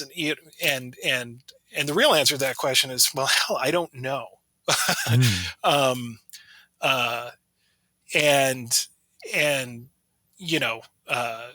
And being able to sit there and say, well, I don't know, and it needs a little bit more thought. I want to hear other people's point of view on it, even if I sit there and I read it and I'm like, oh, geez, that seems a bit much. But I think that process is important, and it is criticism, and it is the kind of criticism that is necessary for any art form. Absolutely. And I think like with stuff like that, we could discuss it and at great length, I'm sure, but I don't know that two white guys would come up with the proper solution. No. Yeah, absolutely. Well, I don't think two people from anything, right? In a lot of ways, the best kind of thing is anybody putting out their thoughts on it, right? And allowing those thoughts to ruminate, because those thoughts could come up with the epiphany that solves the problem, or at least is a step on the way and everything else. And so I would never shut down anybody who wants to write anything about like why they think orcs are entirely racist or why they think something in D&D is problematic. And I will be the first to admit I'm the first one to click on a lot of those things because I want to know what the debate is. I want to see what I'm missing, what hasn't come into my own experience yet. And I think in a lot of ways, that's the best kind of criticism is somebody says something that you go, what? And then you read it and it's a cogent argument and you go, oh, I can see the point. I don't know if I totally agree with the point. I wonder why I don't totally agree with the point. Like, is it something in my background that's making my not seeing the point? Is the point presented in a less convincing way for some other reason? I don't really know, but I love the journey. And I think the journey is super important. And so yeah, if you've got strong thoughts on, one, what makes these things great, write them, share them. Why you think certain things in gaming are problematic, write them, share them. Um, why you think orcs are racist, write it, share it. Why you don't think orcs are racist, write it, share it. Right? I think that conversation is very important, and it's going to, and unfortunately, it creates anger in certain people. But even as long as that anger is constructive, if it's a person basically going through the conversation and asking themselves, wow, this is making me really angry. Why is this making me really angry? Am I justified in being really angry? Like, I think all of those things are important and maybe the kind of criticism that they're talking about that art form needs and deserves. Absolutely. And I think it's one of those things where we can use this as another opportunity to give voices to people, to bring the community together, Oh, yeah, and absolutely. yeah, evolve as a entire group. Yeah, and evolve as a people, right? Just, Mm. it's uh, yeah, the world has been a crazy place for a lot of years, and well, a lot of years, but lately with the pandemic and some of the crazy things we see in governments, U.S. and otherwise, right? It's not the point in time to shut up, right? If you've got crazy thoughts, or you've got thoughts that you think people really need to hear because you don't think other people are considering, yeah, speak up, please, right?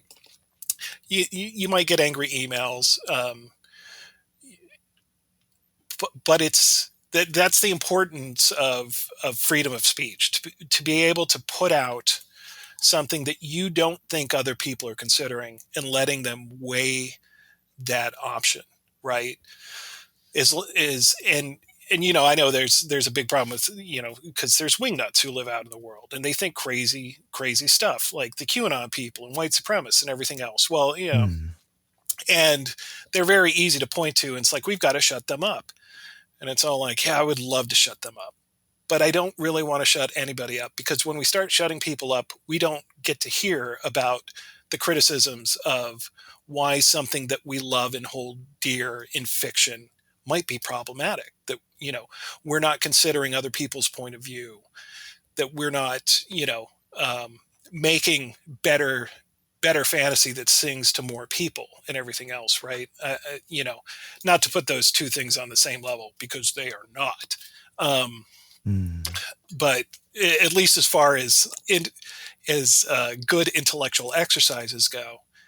But yeah, the more I read criticisms about role playing games, and especially Dungeons and Dragons, the more I want to read more. Mm. The more I'm just like, you know, I'm chewing on that, I'm stewing on that, and everything else. Um, I'm not quite sure I 100% agree with it, but I understand it, and I want to hear. I want to hear other people's views on it, especially other people whose background is a lot different than mine, right? Because I love to find out what I'm missing. What Absolutely. things in my own experience have just not encountered. And you also need people on the extremes, if only to give everyone else a sense of where the rational conversation is. Because like Yeah, if you've never heard any of these like suggestions or arguments about D&D, like you might think it's really radical to think of orcs as being potentially racial in some way. right. But if you listen out there, there's like much more dramatic ideas about like whether or not we should call people dungeon masters because master is a sensitive term, or if D&D in Right. itself is like representative of colonization and Yeah. like the problematic issue of like playing as adventurers, which are a higher level class within these adventuring societies. Like, Oh, yeah. Yeah. And I'm a sucker for reading all of those. One, I like to. I enjoy reading those arguments when they pertain to real life. And I'm not I'm the type of person that if somebody goes, "You're not allowed to read that book," I go out and I buy that book. I remember when the Satanic Verses came out, and the Ayatollah put a mark on the head of Solomon Rushdie, and I was a teenager at the time, and I was all like, "I am buying that book. I am reading that book."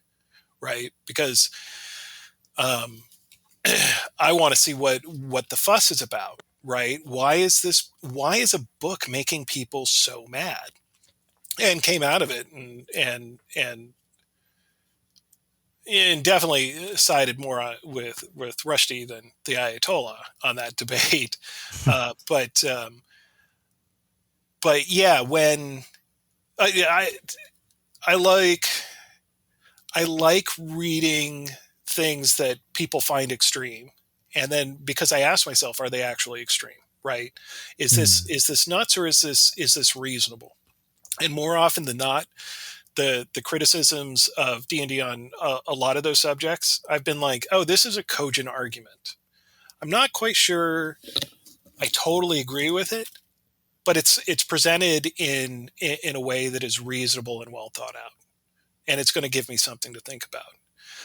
While if somebody's all like, let me tell you why D&D 5th edition sucks, and then I read it and it's just somebody on a screen, right? I'm like, well, I read that thing. I don't feel any smarter from it, right? It didn't really give me anything to think about. It was just somebody who was pissed off about the last campaign they played and some of the rules, right? And so that Hmm. doesn't interest me as much. So at least the great thing about folks that are writing about these issues, um, they tend to be well written and give me something to think about, uh, which is more than I can say for a lot of the clickbait YouTube videos on gaming that I end up watching for about 15 minutes and going, I don't know what this means. Yeah, absolutely. Well, I think we're coming towards the end of the discussion. It's been almost 2 hours now. There's probably just a couple last things I'd like to ask you, if that's all right. Yeah, sure. So I'm curious if you have any particular resources you recommend for people who are getting interested in game design, because it seems like quite a new niche within the niche that is already designed for games, let alone TTRPGs. Right. Um, I've read a good amount of books um, on game design. A lot of them tend to be very sort of computer game centric, but there is this one book that I go back to all the time. I reread it every so often. It's just a really really fantastic book on the overviews of game design, and it is The Art of Game Design: A Book of Lenses by Jesse Schell. And I've got some weird papers in here that I don't know what. Um, and and Jesse Schell, he once upon a time he worked for Disney, and I think he teaches. At least the last time I really did some research on it, he was like an Imagineer at Disney. He's kind of an interesting character. Um, he's got some really fun stuff. But his book, Hmm. A Book of Lenses, is one of those things where he talks about the creativity of game design and how to harness it and how to look at games at a lot of different lenses. And I would say uh, right now, it's probably the best book on games design that's out there. The other thing is just research and play games. First, figure out what you about like the games that you like. What be really introspective and ask yourself, um, why the hell do you like this game? What sings to you about this game? Um, and and then try to work that out. And then just do right. I think those are the best things. But yeah, Jesse Schell's book is probably the best book on game design out there right now. That is a real general book about what makes games fun. Why do we play them? How can you kind of harness that to make the best game possible? Hmm. Well, that's fantastic. I think, like, yeah, I've only learned very, very little from university in terms of design. And I mean, they cover like the basics of like game theory and like the prisoner's dilemma, Yeah, which so game theory is interesting, but it really, in a lot of ways, you know uh, for game design, it's not as helpful as you would think. Hmm. A game theory is there for totally different philosophical reasons. I think if we could resurrect Wittgenstein and we said, hey, uh, uh, we're teaching game theory and game design classes, he would say, I don't think you know what a game is. And then you'd ask him what a game is, and he would go off on this thing that you were like what? Hmm. And so, I mean, I like game theory. Game theory is really, really fascinating, but it can help you with decision making. But so much of modern game design is try at least on tabletop RPGs is there is at least a fundamental aspect of it of how do I create constraints without letting you think that there are constraints. and Hmm. and most game theory is all about what do people do under these very specific constraints. And it's all like, and any good GM knows, the more constraints you put on that are that specific, the more your players are going to go like, dude, really? Like, why are you railroading me, right? And it's all like, well, I want to Yeah. see what you'll do and see if it's rational. And it's all like, and nobody wants to play that game. In fact, when it's presented to them in most games, they're just like, oh, I hate this sublevel, right? I have to, it's just like, I've got to do this and I've got to do this, or it's going to tell me I'm doing it wrong. And so it always kills me when people try to shoehorn game theory into game design. There are certain aspects of it that are important, but it's probably no more than a lesson or two. Hmm. And yeah, I think it was Matthew Colville who said that dungeon masters aren't here to provide solutions; they're here to provide problems. Right. And one of the great things about it is players will find solutions that you didn't think about. So if you're sitting there adding constraints to it, right, you're actually taking away something that's fun in the game, and then you're probably going to be frustrated when somebody figures out that, oh, why don't we just do this? It's all like, crap. Yeah, yeah, um, yeah, it's much better to sit there and go, all right, here's the situation. Your mom's and dad are away on a week's vacation. What are you going to do next, right? And then just let them do the crazy things that they want to do. Players are going to give you so many ideas on what to do with the next session by just letting them wander around and bash their heads on tavern walls and figure out who they're going to talk to anyway. hmm. And yeah, I think like even within the games industry, there's like some uh, inspiration to be taken. Like there's a lot of really good GDQ talks on YouTube that you can watch for free, and I mean they're primarily about games and like retrospectives on say like big classic titles, and you get to see a bit of insight on the process, but they're still talking about games, and there is stuff to be learned from it. Oh yeah, yeah. Um, yeah, there like YouTube. I can go down a rabbit hole with YouTube where, and not only for game stuff, but it's all like, oh, there's everything else, and there's a lot of that. I think as a game designer, somebody who's passionate about games, you're always looking at, well, how did that person do? Although you've always got Mm. to watch out for that, because when aliens pop up, you're just like, oh crap, I thought this was going to be a better thing.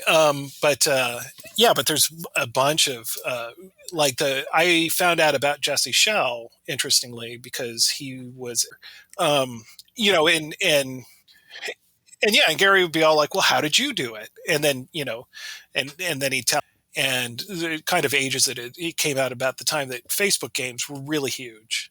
And Mm. it's actually it's still an interesting and inspirational talk, because he basically talks about gamatization before companies, or at the point where companies really started to gamatize a lot of their services and everything else. And he was the one who basically called it. He's like, corporations are going to make, you know, try to make everything a game Mm. just to get you to interact with it in a better way. And he goes, and here's the good part about it, and here's the problematic part about it, right?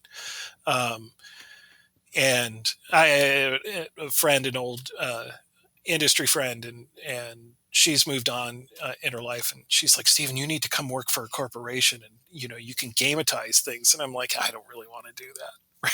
It's like that's like there's some good parts about doing that, and there are some really bad parts about doing that. And I've already made my choices in life. I'm very happy with it, and I don't really want to go work for corporate America if I can help it. But it is very like everybody wants to gametize their offerings to you, where you feel happier and more engaged by doing that. But it's almost the problem with relying too much in a game design program on mathematical game theory, philosophical game theory, right? You've already decided where the ending is. You're just trying to lead people into it, right? And the fundamental joy of a lot of RPGs is you don't know where the ending's going to take you. You know where some of the signposts are. You know what some of the dressing is. But even if you're running a published adventure, you don't know how it's going to end as the person who's running the game, which is, I think is a bit of a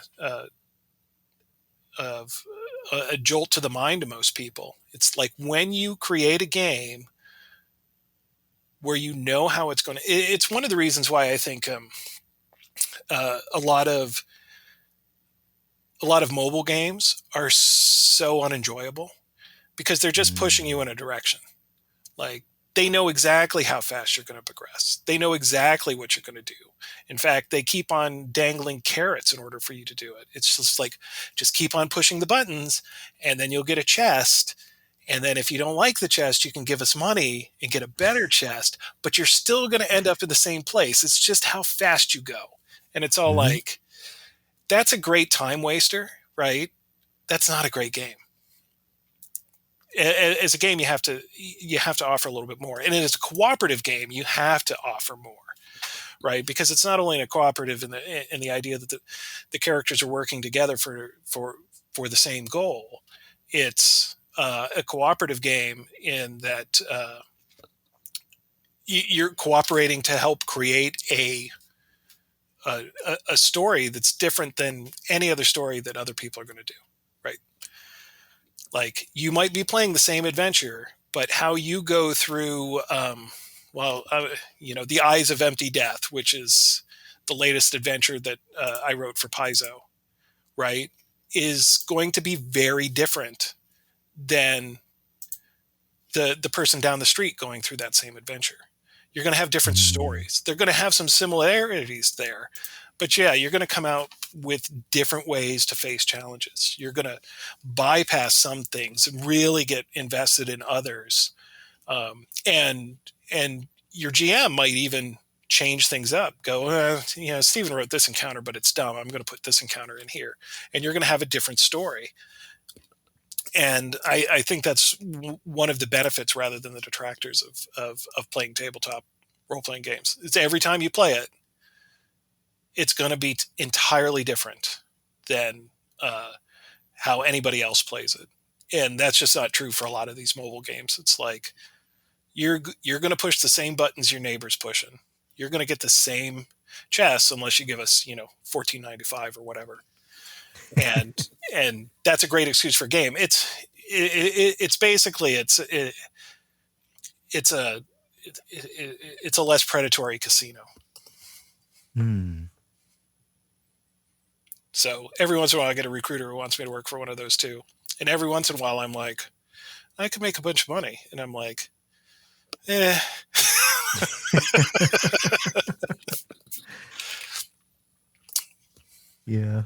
Well, I mean, I work in the gambling industry, so I can't really say much. Yeah, and it's really it's really funny is I had a friend, I was in Vegas and they were all like, you want to go gamble? And I'm like, no. And then he goes, you love games. And I'm like, yeah, not those games. Like, I know the odds, right? And so he ended up talking me into playing blackjack for a little while. Mm. And he's like, we'll play blackjack. They'll bring us free drinks and we can play for a while. It'll be fun. And he goes, just set a limit on your money. And I was like, all right. You want to play blackjack? We'll go play blackjack. And so, and I think I got to the point where I was $100 up and I'd started with, like $20. And I just grabbed my drink and grabbed my money and went. My friend's like, but we're still playing. And I'm like, nope, I am done. Like, I just made $80. I know if I sit here any longer, that $80 is going to be gone. Right? I am done playing. I just won Vegas because you only got $80. Literally, like, yeah. So, People come in with a lot more and leave with a lot less. Oh yeah. Well, and I've known those people, and it's all, and everybody plays games for different reasons. And those games are purposely made to be very addictive. And I've even taught classes on how to make your games very addictive. And one of Dungeons and Dragons has some of those aspects to it as well. I just like where it ends up a hell of a lot more than I like where it ends up in Vegas or various other games. I was almost considering doing an April Fool's joke where I did a homebrew that was basically how to add loot boxes and monetization to your D&D games. It's like loot boxes are such a simple mechanic and they're so effective, right? I mean, and hell, you do it right, especially for, a certain kind of game, your players are going to love you for it. I mean, every monster really is a loot box. The random treasure tables back in the day were loot boxes. And even, in the 80s, when you get a lot of young guys like me playing, it's like, well, we've got to beat down that monster because it's treasure type, whatever. And that means we've got a 50% chance of getting certain magic items. Like, that's where loot boxes came from. Yeah, and wasn't your experience directly tied to gold back then? Oh, yeah. Yeah. There was a lot of aspects of that game that have definitely inspired loot boxes. More refined versions, of course. But one of Gary Gygax's early jobs was for an insurance company, right? He knew the percentages. He knew what percentages made people happy and, or just happy enough where they'd want to go on. And so, there's definitely that aspect to it. It's interesting how most of those things have been entirely scrubbed out of the game because as people played it and they realized it was a cooperative narrative adventure, they were like, oh, the game just works better like this if we're all working together as a team. Nobody's stealing treasure from us, right? and we're working together for an achieved goal, and we can make fun of our imaginary friends in funny ways and talk in goofy voices and that kind of thing. Because some of the best things and some of the worst things in game design have come out due to just the way that the original D&D and especially AD&D was structured. Loot boxes being one. I definitely learned the hard way not to introduce your players to paranoia before D&D. Oh, yeah. Yeah, the paranoia is a second-tier game. Yeah. Because if that's your first game experience, it might ruin future game experiences. I guess you can get away with doing Call of Cthulhu for your first game experience. Yeah. Which has a very different relationship with monsters. When I did a lot of conventions and especially RPGA events, I'd always put a Call of Cthulhu adventure on the docket, and my friends would be like, why? And I'm like, because the role-playing's fun. And I said, and it's fun in a different way, because basically you're on a race to to become insane gain more insanity before anybody else, because then your character becomes far more interesting. And I said, and of course, you just plan on dying, right? It's sort of D&D in reverse in that way. It's all like the game becomes more fun the closer you are to death and madness. And so I think you could play Call of Cthulhu and then move on to D&D, and you'd be all like, okay, right, this is just the other game in reverse. But Paranoia, yeah, you might ruin that player, where they will like every role-playing game. Well, they've got to be after me, right? What's going on, right?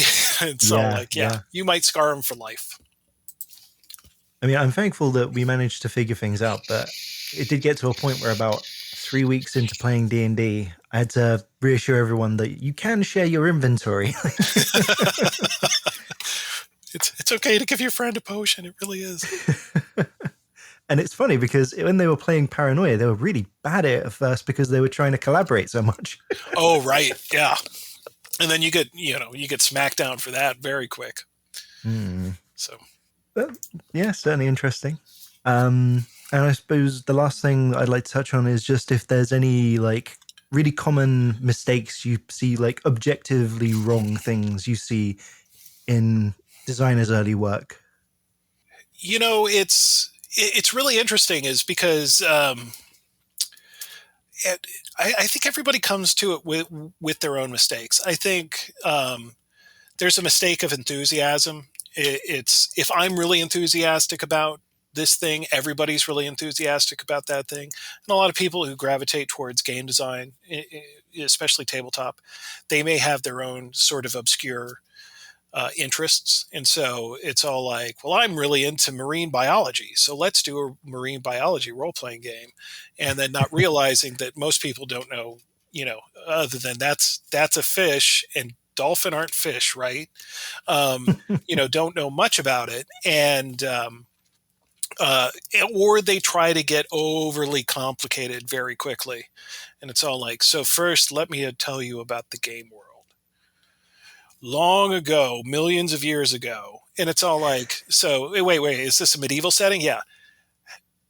How did they even know millions of years ago? Like, how would my character know this? Like, it's just a peasant off the farm. Everybody knows this. Everybody knows what happens a million years ago. Have you read history? And so, because they become so in love with their own idea, and they're very excited to share it with you. Sometimes good role-playing games don't share everything with you at first. I would sit there and say that's one of the strengths of Paranoia and Call of Cthulhu, right? You kind of, when you first play it, you're not quite sure what you're getting into. And then you figure it out as the story unfolds. But it seems like with fantasy and even sometimes science fiction, that's all. Let me explain to you all the technicalities of this game world or the starship. And it's all like, no, let them experience that in the way that all of us kind of, learn things and experience that, right? So don't front load your system with a lot of things that are actually fun for the players to figure out over time. You're excited about it, but let them build up their excitement about it. There's a reason why a lot of, the cliche that, every D&D game starts in a tavern. Tavern's a nice confined way where they can talk to people, they can hear rumors, they can figure out what they want to do without hearing, the grand history of the multiverse. Always start simple with your mechanics and try to figure out where you need complication down the line. You may, like, I remember I got a hold of Man to Man from Steve Jackson Games, which was the precursor to GURPS. It was basically just the GURPS combat system. And I came home and I read that thing, and it was so intricate and it was so interesting.